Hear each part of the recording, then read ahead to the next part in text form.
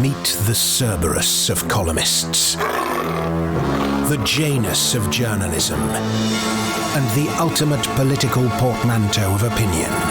It's alive! It's alive! It's alive! Finkelstein with Daniel Finkelstein and David Aaronovitch on Times Radio.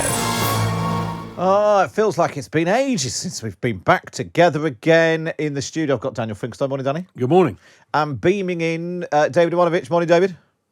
Well, we had that nice Luke Jones last week. He was nice, actually, David. You're right. Because Matt keeps saying they're back, but it's actually him that's back, really, isn't it? Well, exactly. I've had 1 week off since the beginning. This is my first holiday since Christmas.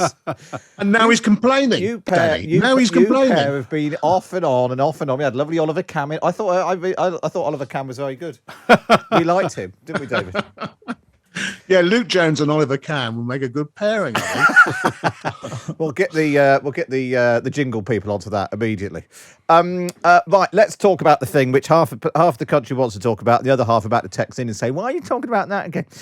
The contortions of what's going on in Boris Johnson's head and those trying to defend him ahead of his statement later on, David.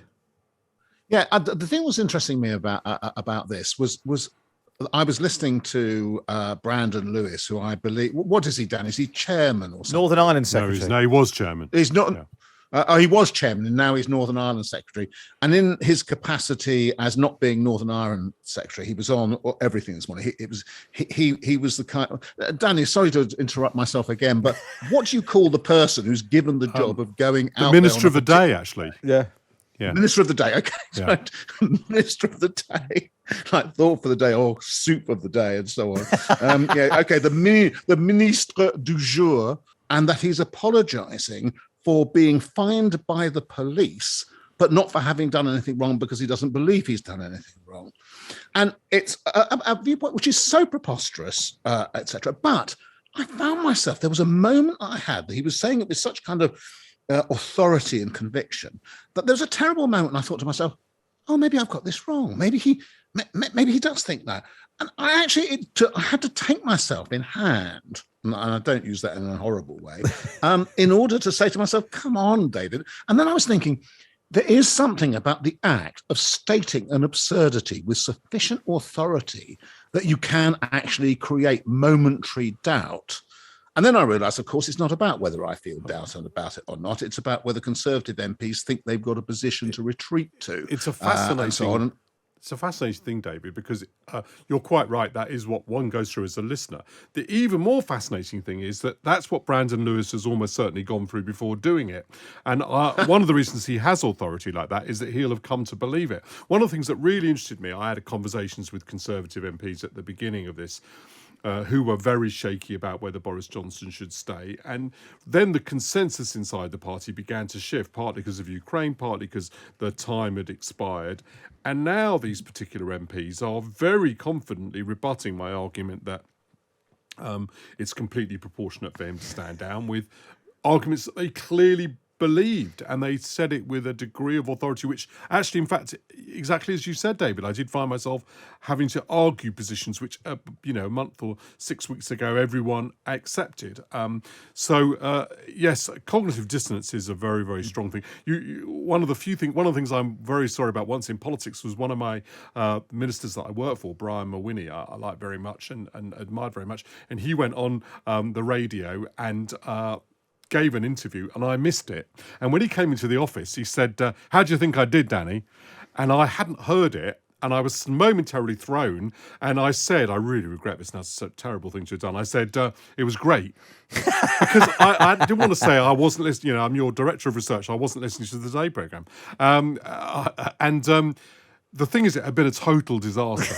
He's got into an argument with Sue McGregor, I think, and everyone thought he was in the wrong on it. Except for me, because I'd begun to then convince myself that perhaps it hadn't been a disaster, when it obviously had. So I've been through this process myself. The interesting thing, David, about being the dish of the day, the minister who's served up to go around all of the they're on Times Radio and then Sky News and BBC Breakfast and the Today programme and LBC and everything else besides, is the evolution even the dish of the day minister goes through. So he was talking about, it's just like a parking fine, I think, on Times Radio and Sky News. And by the time he got to BBC Breakfast, he went, I'm not equating it at all with the parking fine. But that is literally what he just spent the past hour doing. Even his own contortions sort of happen in real time. Now, I think I heard the moment of transition, actually, when he just said this, and then the interviewer said, you've just equated. So, no, I didn't. I didn't. And then I think he went on the next thing and had to try and make it clear. He was already aware that this was not working, that he wasn't. You're absolutely right. So he was evolving his metaphors very carefully. Well, actually, not very carefully, desperately, in fact, even as the thing happened. My advice to ministers when they're asked questions is to try and think what the actual answer is. And if Brandon Lewis clearly doesn't think Boris Johnson should resign, otherwise he would have said so, right? Or he's decided not to say so. And what he should think about is, why do I not think that? And then try and share as much as he possibly can the genuine reason. I think there are quite a lot of Conservative MPs who think this. These fines are deliberately designed as non-criminal sanctions. They're fixed penalty notices unless you challenge them. If you challenge them, you get a criminal offence. And they're designed precisely like that in order that people don't resign. And most people who have these in private life wouldn't have to resign, right?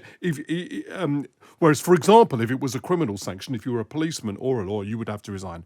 Now, that is an argument. I don't accept that argument because he's Prime Minister and he made these laws. I don't accept that argument. But at least if that is what they think, then it has a degree of, it's an arguable point, right? But he does. But Brandon Lewis doesn't think he should, or rather, Brandon Lewis doesn't think he can go on a programme and say Boris Johnson should resign, because if he did, he'd have to resign. Brandon Lewis would have to resign. Correct. So he can't say that. So he can't think that. So he has to proceed from the thing that he can think, because otherwise, if he thinks anything else publicly, he has to take the consequences and so on.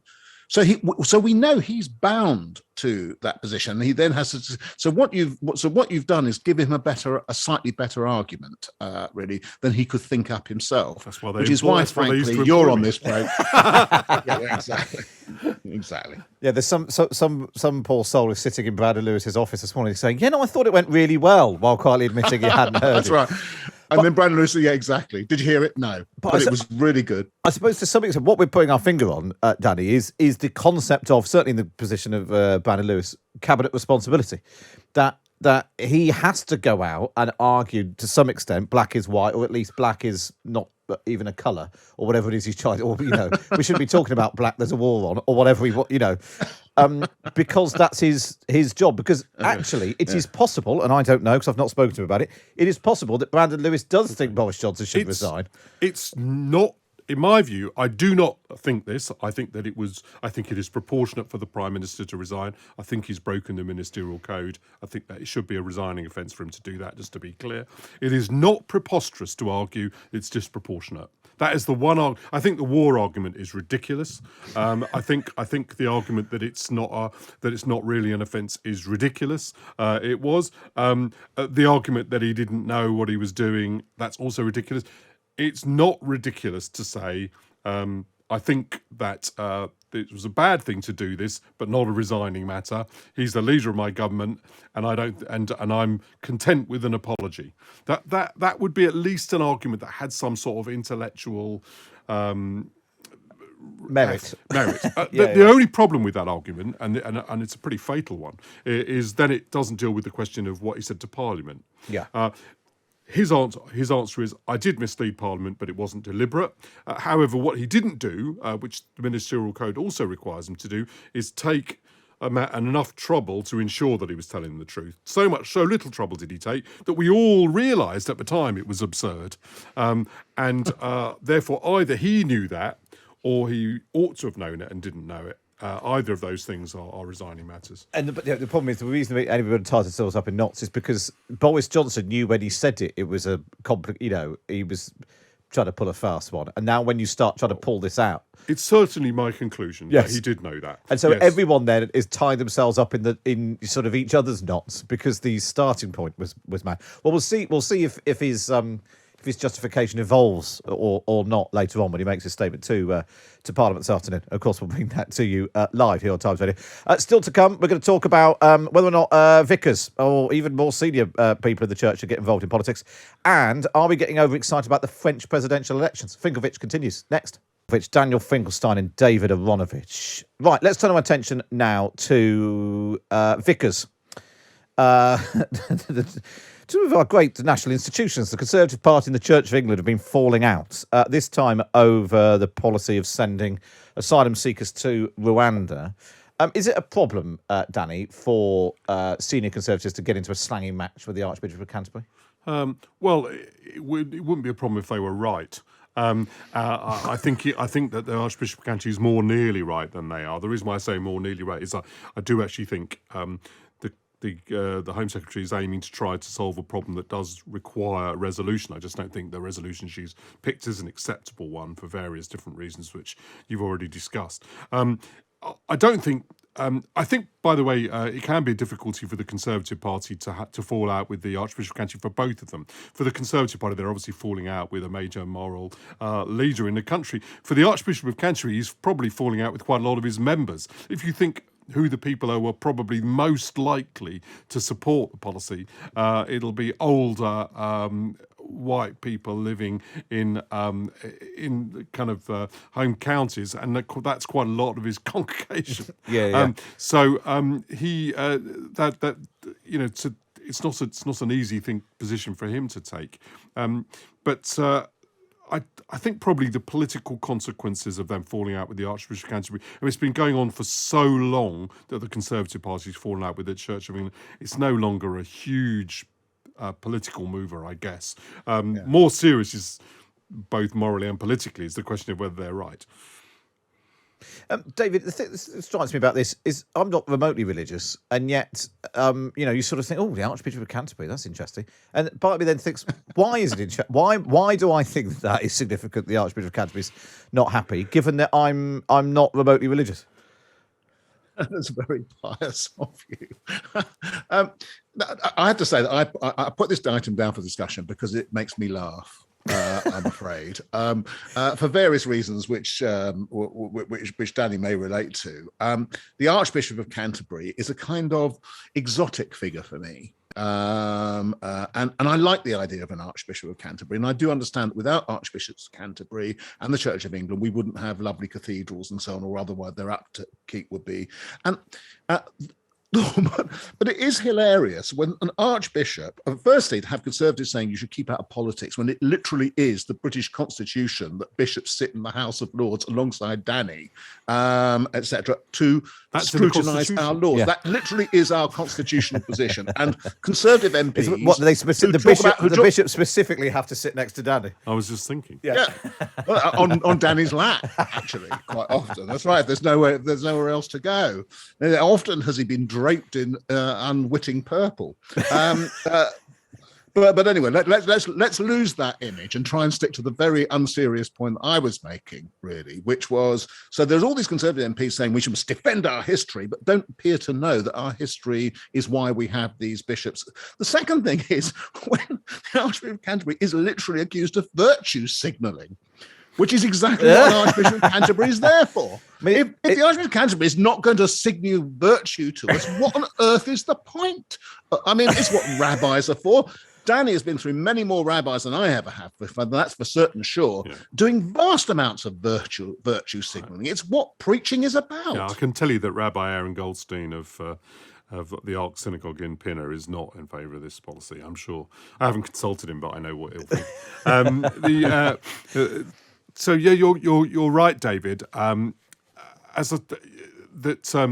The Conservative Party institutionally has been in a kind of dispute with the Church of England since the 1980s, really, and the two have sort of moved apart. And so probably, to use that dreadful phrase, politically, them falling out with him is priced in. The more important thing is he's giving projection to a moral position that a lot of people take. And I guess when he takes a position that isn't widely held, it doesn't have much power. When he takes a position like this that is widely held, and the one that he took on payday loans, which I was less supportive of, that also had lots of people agreed with him, and that's why it has resonance. So I think it has resonance because actually I think the moral dimension is probably the most important part of the argument about the Rwandan asylum issue.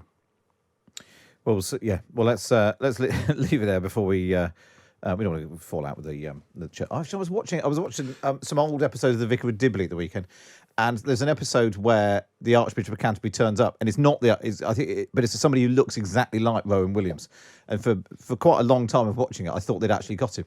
Well, maybe that's what they should do. Maybe Justin Welby needs to turn up in a sitcom.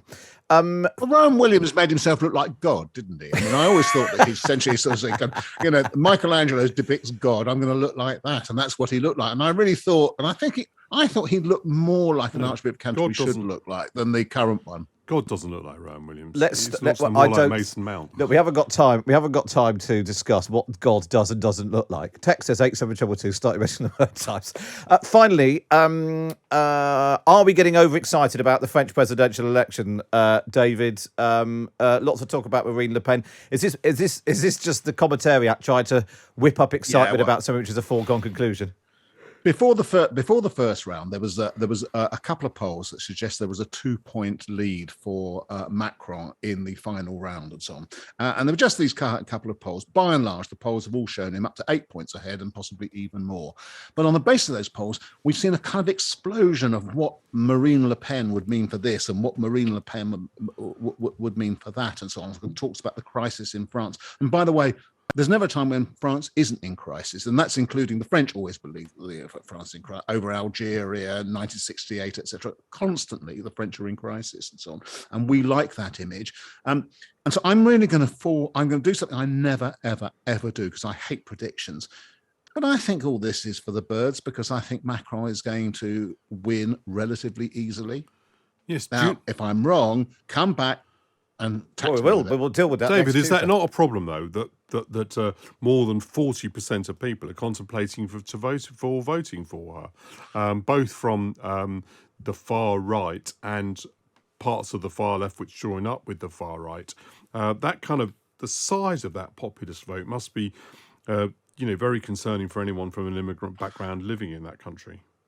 Well, I agree. Of course, you're right about that. But it's worth remembering that the French in the last 30 years or so have come to hate their presidents and don't re-elect them. So actually, Macron is, you could argue, by being re-elected, will break something of a recent mould. Yeah. And actually, if everyone does assume that he's going to win, then actually you get a free hit to vote. Somebody else will vote for him, so I'll vote for the not Macron rather than the pro-Le Pen. Well, we've covered a lot of ground there, as ever, from Brandon Lewis being the dish of the day to Vickers, what God looks like, and Marine Le Pen. Lovely stuff. Daniel Finkelstein and David Aaronovitch, of course, you can read them both in the Times of your week. Just get yourself a subscription. Go to thetimes.co.uk, sign up now. You know what to do.